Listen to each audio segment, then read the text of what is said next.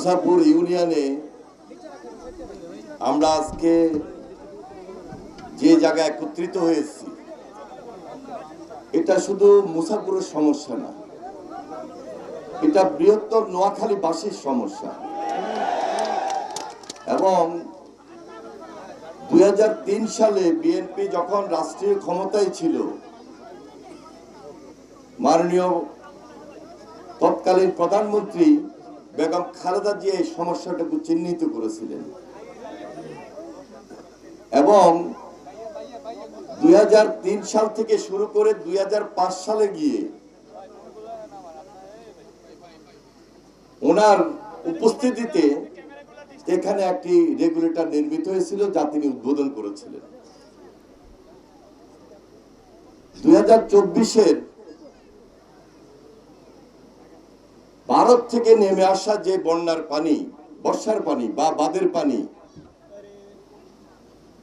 ওই পানির এত স্রোত ছিল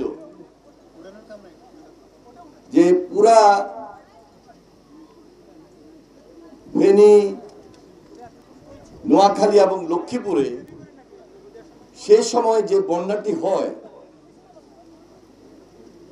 যার কারণে ওই স্রোতে ওই রেগুলেটরটি সেদিন অকেজ হয়ে যায় এবং ভেঙে পড়ে। এর পরবর্তীতে অস্থায়ী কাজ হিসাবে যে কাজটুকু করেছিলেন, আমি বাংলাদেশ সেনাবাহিনীকে আন্তরিকভাবে মোবারকবাদ জানাই, ধন্যবাদ জানাই। এই দায়িত্বটুকু তারা গ্রহণ করেছেন এবং তাদের নিজস্ব যে পানি উন্নয়ন বোর্ডের সহায়তা এবং তাদের যে শ্রম বা সহযোগিতা একসঙ্গে মিলে ওনারা যে কাজটুকু করেছেন, যে বাঁধটুকু দিয়েছেন, এটা একটা অস্থায়ী প্রকল্প হিসাবে এখন আমাদের এই বৃহত্তর নোয়াখালীকে আপাতত রক্ষা করে আছেন। তবে আমরা ভয় পাচ্ছি, এই যে মেয়ের পরে আবার যখন বর্ষা হবে অথবা ডলের পানি যদি নেমে আসে, তখন আবার বৃহত্তর নোয়াখালীবাসীর কি দশা হবে,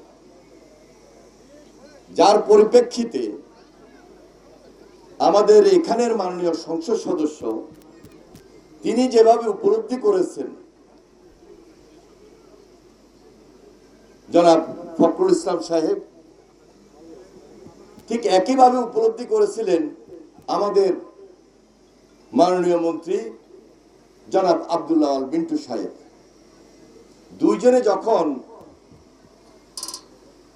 আমাকে এই প্রকল্পটি ভিজিট করার জন্য অনুরোধ করেন, আমি তাৎক্ষণিকভাবে আমাদের পানি সম্পদ মন্ত্রণালয়ের সচিব এবং অন্যান্য যারা দায়িত্বে আছেন তাদের সঙ্গে কথা বলি।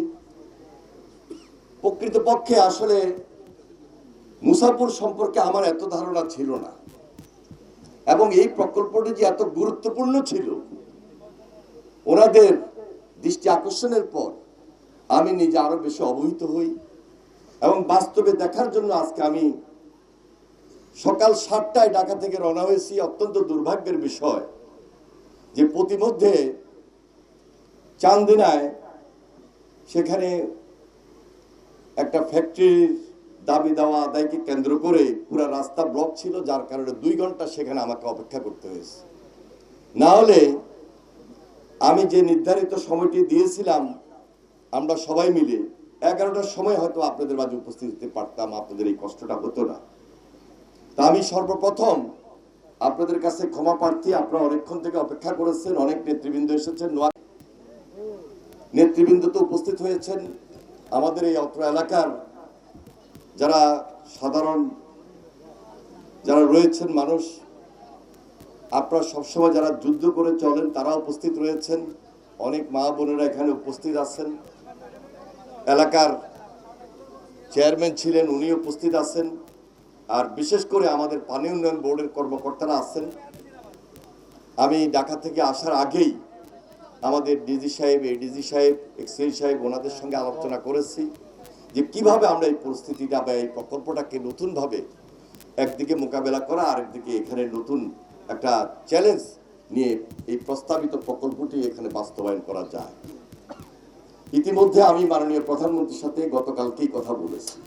উনি অবহিত আছেন এবং উনি জানেন যে আমাদের যে গত 2024-এ যে বন্যাটি হয়েছিল, সেই বন্যাটি হওয়ার কারণ কি ছিল এবং আমাদের বর্ডার এলাকায় যে বাঁধটি ভেঙে যায় এবং সেখান থেকে যে অজস্র ঢলের পানি নেমে আসে এবং এখানে এসে এটা ব্লক এমনভাবে হয়েছিল, ফেনীতে বন্যা হয়েছিল এবং এটা এক পর্যায়ে যখন ভেঙে যায় তখন আমাদের পুরা এই বৃহত্তর নোয়াখালী আমরা এই বর্ষা, বন্যা, ঢলের পানির আক্রমণের শিকার হই।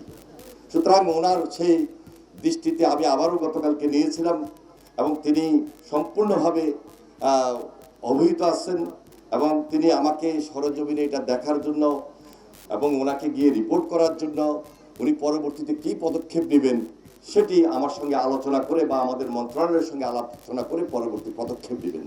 তবে আমি এতটুকু বলতে পারি যে এই প্রকল্পটি আমাদের জন্য বিশেষ প্রয়োজন এবং প্রয়োজন বিধায় এই প্রকল্পটি একদিকে আলোচনা রয়েছে, প্রস্তাব আকারে রয়েছে এবং পরবর্তী একদিকে মাননীয় প্রধানমন্ত্রীর সঙ্গে আলোচনা করে আমরা যেন এই প্রকল্পটি বাস্তবায়ন করতে পারি সেই উদ্যোগ আমরা গ্রহণ করি।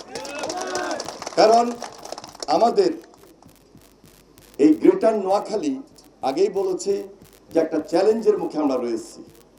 শুধু মুসাপুর বা কোম্পানিগঞ্জ এলাকার বাসী নয়, ফেনী, আমাদের নোয়াখালী এবং লক্ষ্মীপুর, পুরা পানিটা নোয়াখালী হয়ে লক্ষ্মীপুর হয়ে মেঘনা নদীতে যায়। যদি আমরা এই প্রকল্পটি যদি কোনোভাবে না করি তাহলে প্রতি বছর আমরা সমস্যায় পড়ব এবং ঢলের পানিতে আমরা সবসময় বেঁচে থাকতে হবে, আমাদেরকে আরো যুদ্ধ করতে হবে। এই জন্য একটা সুযোগ রয়েছে এবং এই সুযোগটি আমরা দীর্ঘদিন পর পেয়েছি।